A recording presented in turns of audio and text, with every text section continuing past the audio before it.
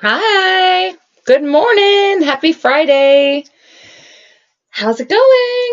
I'm happy to be back. I was out of town for a little bit with family, helping them get moved out of their house into a new house, and we got to pick up some furniture of theirs. This new chair I love. I don't know if you can see this gorgeous blue velvet kind of chair. It's like all their stuff is so grand and amazing. And moving it into our teeny tiny house, my husband was like, "Am I going to have to take off the doors?" I'm like, "No, we're not taking off doors. We're not taking off legs. Just jam it in there. We're getting it." So I got cute couches and was able to score a bunch of stuff. And while I was down there, I decided to release some of my mom's ashes. We went to West Palm Beach, and I don't live near a beach. So I have had my mom cremated in my attic or in a closet for 25 years. She passed away from cirrhosis of the liver.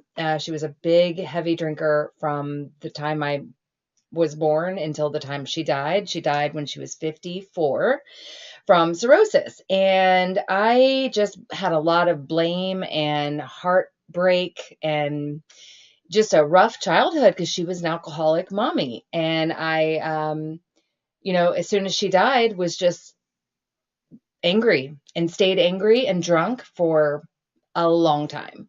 The only thing that ever allowed me to heal from her drinking her life away and from my childhood being awful was my own sobriety. Even though I drank this whole time, drank, like from the time I turned 13 all the way until 41 years old, I still blamed her. Like, she is an alcoholic. She couldn't handle her booze. She was a bad mom, blah, blah, blah, blah, blah. So finally, I had a lot of trouble with alcohol, DUIs, letting down family members and friends, and just trouble. I was an alcoholic, I think. I don't like to label myself, but jail, anything you can think of, kind of trouble. Alcohol brought that to me. But I also thought I would always be able to quit when I wanted to or moderate whenever I wanted. And I was wrong. I was wrong. I am no different than her or my grandmother. You are no different. You might be cut from a different cloth, which, yay, I hope so. But if not, if you're having a hard time quitting or having a hard time moderating, there's a reason for that. Like, some people really think that one day they're going to wake up and be able to moderate. And I was one of those people. And heartbreakingly, I had to quit. And my life has been forever changed for the better. And my kid has a better life, and I'm changing the world. And I say this a lot, like, if you quit and don't tell anyone, you're still going to change the world. Your output, your glow, your positivity, your vibe is going to change the world, whether you announce that you're sober or not. You're going to change yourself and you're going to change the world, and it is worth it. And it's just been sobriety has brought me so many gifts, but I think one of the biggest ones is being able to forgive my mom and let her go. I didn't even go to her burial. Well, they put her out in the sea when she died. I didn't go. I was heartbroken. I was drunk. I was a mess. I was stone cold. And so it was important to me to let her ashes go now. And so I took her out of the attic.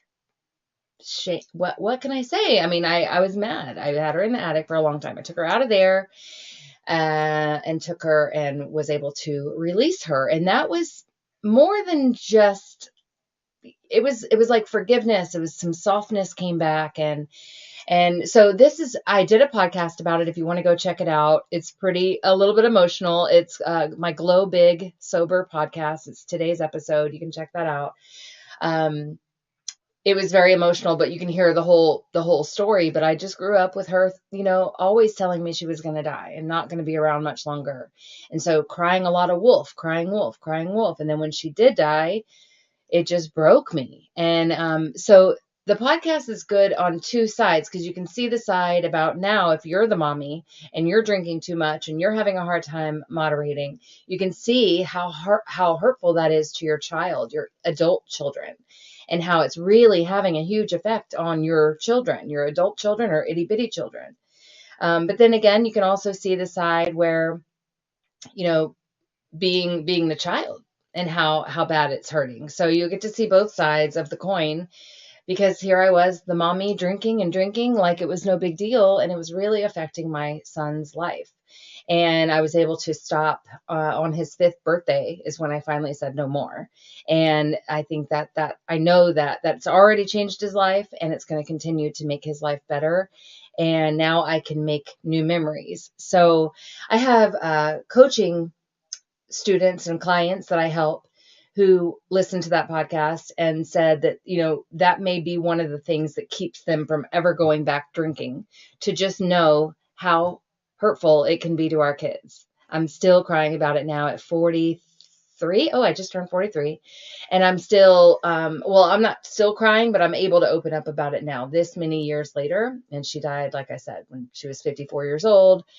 So it was like 20 something years ago, and I'm finally able to let go of it through sobriety. And I don't think I ever would have forgiven and let walls down and moved on had I not gotten sober, because sobriety just keeps these walls up and keeps you like this mean, negative person in this trauma hurt cycle that you can't seem to get out of. So letting go of that is one of the best things that's ever happened to me. So if you're wondering about this, you've probably seen a few posts before. Like as soon as I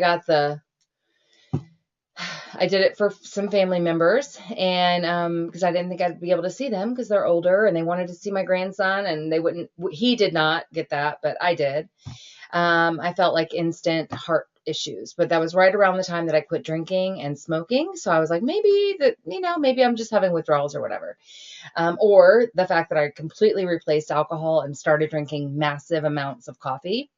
So I went to this heart doctor. I'm like, something is wrong. I'm sure it's this. And so he thinks it's coffee. So we'll see. I hope so. I had a CT scan or whatever, and that looked fine. And everything looks fine. I just am seeing all these people dropping dead, and I don't want to be one of them. I just changed my life around. Like, I'm not looking to drop dead from a really horrible mistake that I made with that. But I also found this picture. I released my Mima too in the ocean because I had her ashes. I didn't hold any grudges against her at all. She freaking saved my life numerous times, got me away from my mom, who was drinking really heavily. So Mima saved me and raised me to think that I could do anything and be anyone I wanted to. And she just gave me so much hope. Even though she was a very heavy drinker, she died from heart failure and dementia, which both are from alcohol, but she died much, much later. I think that probably having to save me helped her. And I think helping others is helping me as well. Like, I think because I know I'm helping others, I'm not going to be drinking because I don't want to let anybody down. And I know that my work here has just begun. And my own personal little story is helping other women. And I hear that all the time. I heard that today about the podcast, and it just makes me know that I'm on the right path and I'm doing the right thing. And then look at this picture from when I was little. That's me. I don't know what, it was probably eggnog. And early on, I was taught to celebrate with alcohol and to be sad with alcohol. And a day wasn't a day without alcohol. So I come by it honest, and you may be able to drink normally for the rest of your life. And I hope that you do. But some of us can't. And a lot of that depends on our genetics for sure. And how much we drink and how much trauma we went through and all kinds of things depend on it. But yeah, I was thinking about drinking at a pretty early age. I remember this girl, but I would have no idea how to find her. That's my little cousin, Amanda. I'm not sure who that is, but maybe Tara. Oh my gosh, that is Tara. Anyway, Oh, and that mirror, look at that mirror in the back behind me. That's my Mima's broken mirror. And I wasn't going to bring it in my house ever because not that it had bad vibes, but I worried that it might. But when I came back from releasing their ashes, I moved it into my house. I don't know if you're going to be able to see it. Into my office. Let's see if I can not spill these computers. Turning. Look! How freaking awesome is that? That I have a picture in front of that mirror 500,000 years ago. I guess I was like 7 years old. And I now have it in my office because there's no bad vibes. I've released it. I've let it go. I miss my Mima more than anything. But the hurt is gone. I always say it could be the Prozac, but it's not. It's not the Prozac. I'm telling you, it's sobriety. It's letting go and also talking about it. So if you do decide to get sober, I know you don't want to tell the world and make an announcement and tell your friends and start a podcast and do all that thing necessarily, but it'll help to tell somebody. Join my support group. Vibe with Stephanie is my Facebook page, or Sober Vibes with Stephanie is our group. We have a call tonight at 8 p.m. Eastern Standard. Every single Friday we have a call, so you can hop on there. You don't have to have your video on if you don't want. But there's tons of support, and I don't want you to do it alone. Even if it's a secret, you don't have to keep it a secret from us because we're right here with you. And then also, I kind of got away from myself. Check out Glow Big podcast. I dropped it yesterday, and it's short. It's like 7-8 minutes, but it might really help you put a new perspective on your drinking. It really is affecting other people, whether you think so or not. And then also we have Break Up with Booze coming up in February. It's one of my most asked for and transformative challenges. And it's a 4-day challenge. We're breaking up with booze. And we do it just like breaking up with a boyfriend, which I have plenty of experience doing that because of my drinking. And I've seen these two women, both married probably 10 times between them. Hey, Houston. Hi, Marilyn. How are you? So I know a thing or two about a breakup. And I thought it would be really cool to show you how to break up with booze, but do it in a way that you can simply understand, which is like a breakup. So we walk through all the steps. Day one is, oh my gosh, I can't believe I forgot day one. Anyway, there's 4 days of it. It's visualization, it's inner child work, it's blocking and deleting, it's working on your health. It's all kinds of really fun things in a very supportive private community. So if you want to check that out, go to breakup.vibewithstephanie.com. And you can sign up right now, and it starts February 20th. So I'll let you get through your Valentine's Day, let you get through your whole February, and be prepared. And it's a 4-day breakup. It's a lot of fun, very transformative. It's the most transformative challenge that I have to date. And people ask for it all the time. There's a waiting list already for it, so go grab it. And it's a live situation. It's Monday, Tuesday, Wednesday, Thursday at 7 p.m. every night. And then it's a private group in the Facebook where you get homework and you're going to get a free journal. And then on Friday we do like a question and answer live. So it's very live, very interactive, and a lot of fun. And it will at least change your thinking about your drinking.